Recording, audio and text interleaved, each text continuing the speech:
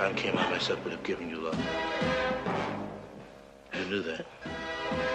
You knew that!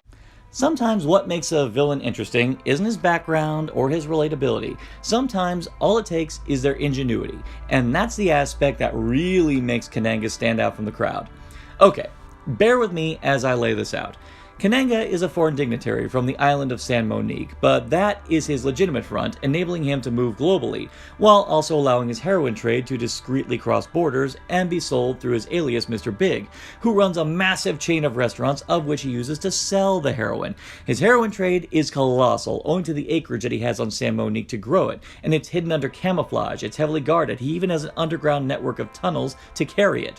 As for the locals, whoever Kananga doesn't have in his pocket, he wards off by playing to their superstitious fears of a powerful voodoo witch doctor, Baron Samedi.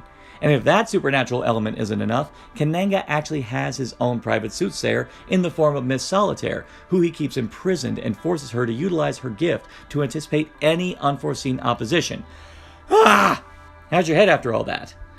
The intricacies of Kananga's machinations alone are enough to warrant his placement on this list. This is probably one of the most intricate setups a crime boss could ask for. This guy even covers his butt on a supernatural level. I mean, how's that for forward thinking? Fortunately, even though we don't know much about Kananga as far as his history, we still have no problem getting the ebb and flow of his character just by his presence and demeanor. And while the writing is definitely a champion here, it would be remiss to not give the heap of the credit to Yaphet Kotto in his performance.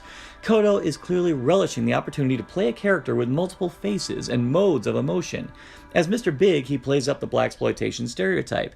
As legitimate face, he's distinguished and respectable, but behind closed doors, he is sadistic and ruthless. His emotional and physical abuse of Solitaire alone is enough to accentuate his repugnance, but combine that with his cunning and his flair for the dramatic, and you've got a villain who can give the other fella hell, as that insanely catchy song says. Quite revealing.